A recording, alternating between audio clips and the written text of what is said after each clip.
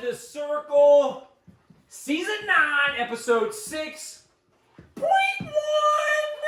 Sean, we're talking sectionals.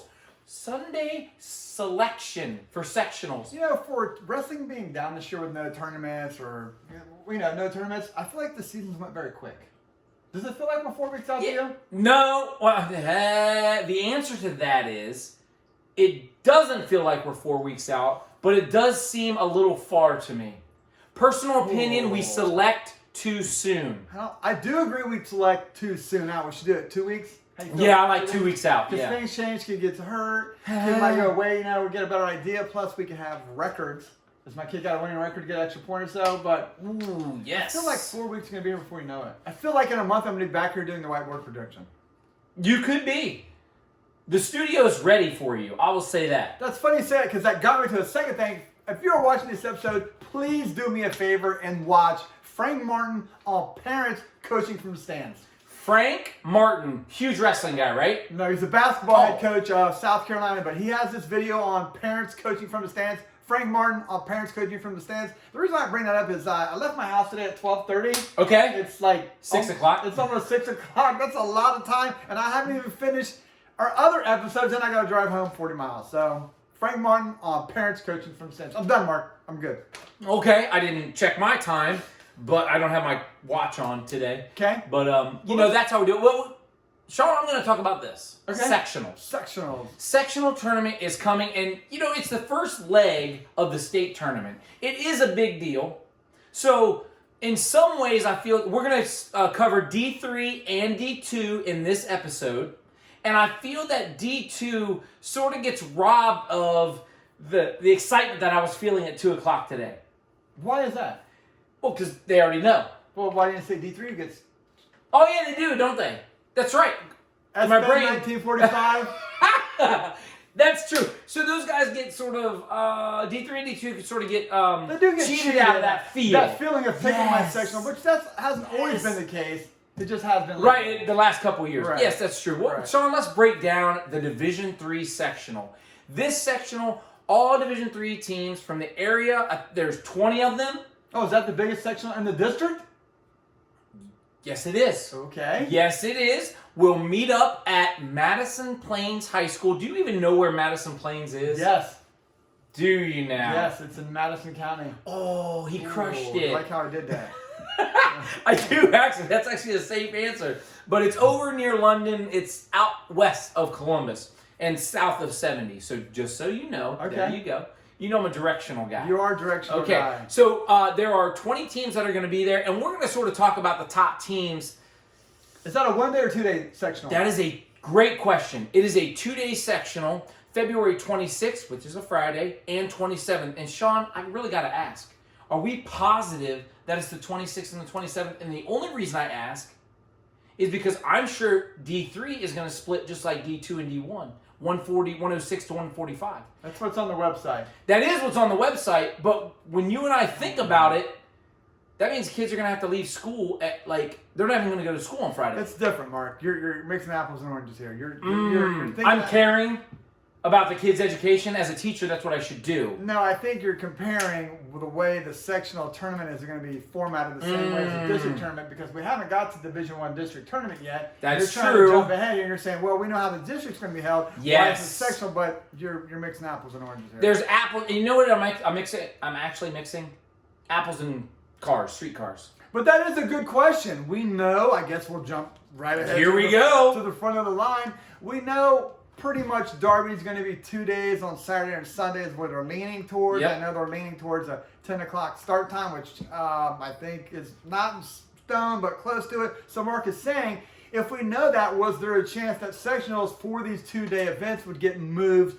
to a completely weekend sectional as in Saturday, Sunday, if we have a 10 o'clock starting time? That is a great question. We actually didn't think about that before we got to it. We were going off the information that was on the website. That's all we got. I gotta think it's different because we know at the district tournament. It's a sectional. Well, at the district tournament, you're gonna have 14, 16-man brackets. Yes. At the Division 2, Division 3, you're probably not. Let's be honest. And you know what? That is a fair answer. And let's just move All of forward. my answers are fair. They just don't see it that way. Yes, that's true. Sean, let's talk about Madison Plains. let's just mention a few teams. The one team that we've been high on all year long, Division III, will be at the sectional, Marion Pleasant. Guys, I don't know another way to say this. When I did my research, there are a handful of teams. When you say you did your research, does that mean you called me or text me and asked me? Is that doing your Yeah, research? sure, that's it. Okay. I guess ultimately there are a handful, half dozen teams that have maybe 1, 2, 3 guys that are really, really good. Right. Marion Pleasant doesn't have 1, 2, or 3 guys. I guess they do, but they also have 4, 5, 6, and even 7 guys. That reminds me of that joke when I was a kid. How many months have 28 days in them? All of them. Yeah, but you'd think February. Oh, yeah. Gotcha. Okay. Man, we're really getting sidetracked here. I'm not sure what you're going with there, but I want to talk about Marion Pleasant. They have the Chase brothers. Yep. I mentioned this early in another episode. Daxton Chase, phenomenal 13-pounder. Really impressed me one day when I was up. Where were we? Elyria, yes. See, really impressed those me. are the phone calls and texts I get. His brother at 52, absolute hammer. I would venture to say top 3 in the state. Just really, really good. Now, I won't come out and say that because I don't know the whole state, but I will say this. That cat's good. They have Anwar Ali, Sparling, Romero, both seniors there. Smith, they have a couple upper weights too. Griffith and Bibler. Yeah. There you go. Solid Those are the team. names that I Very solid forgot. team. Now, if you're counting at home, that's like 6 or 7 guys. Really good. However, there are some other teams. I say again, there are some other teams in that D3 sectional. I see that D3. Love. This is sweet, dude. This is awesome. Coach Carr sent me this, and I was like, dude, this is legit. I can't remember if he gave me 1 or 2. Did you hurt your fingers? Yeah. This is nice. Northmore. I believe Northmore can come in second. Go out on a limb there. Yeah, no. I mean, they haven't done that in 10 years. True. But I will say this. There are some teams that have 2 or 3 guys that are scratching and crawling. Utica, maybe? Utica, definitely. Utica. Utica? They have, he has. The team has Wydick and Weigel. Those 2 are very good. They also have Smith in the upper weights. Very good. There's 3 guys. And I mentioned how some of these teams have 2 or 3 guys, but I'm sure they have some other guys. But you think of a team like Newark Catholic, Luft, Canning. There's 2 guys that are very good. Very good. So when you start seeing this, and I mean, Bishop Reedy has Aiello. Right. Another example of a guy on a team that's really good. And sometimes you notice this. They come in 2s. They come in 3s. So maybe we see Aiello, but we don't see some of the other guys. So Marion Pleasant, I see as your champion. I see Northmore coming in second.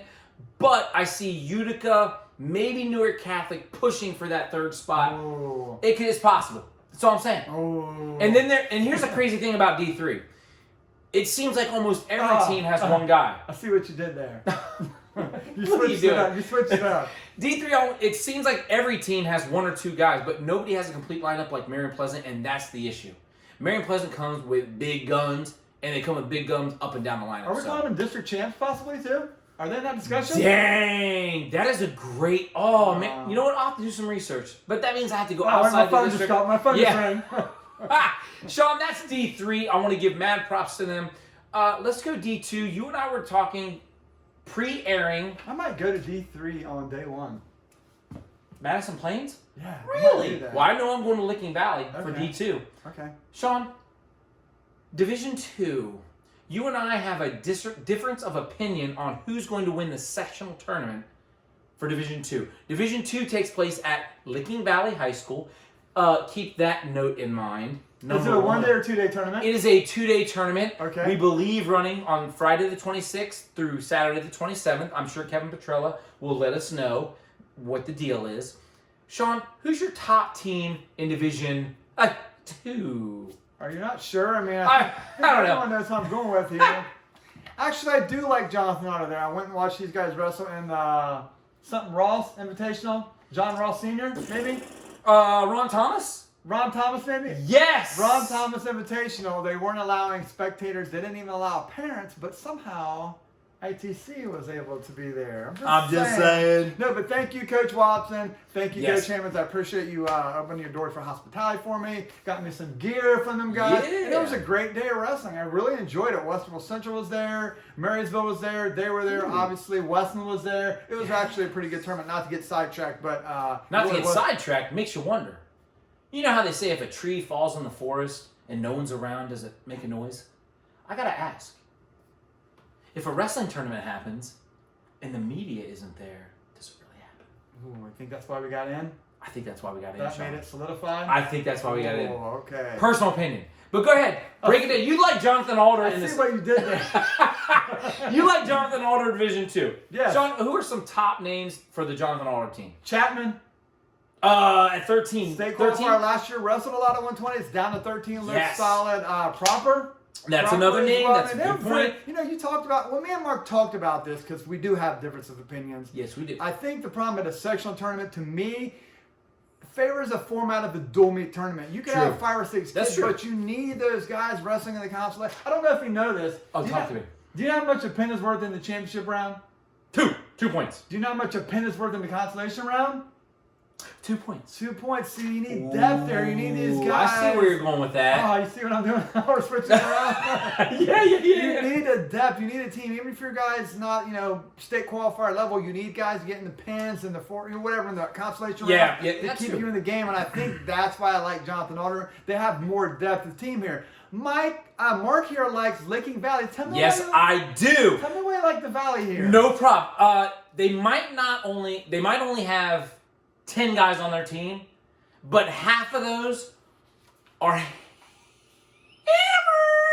We're talking Perkins. We're talking Stevens. Elijah Stevens at 132 maybe. Muzikowski. They've got Boyd. They've got Dotson, who I noticed as an 8th grader.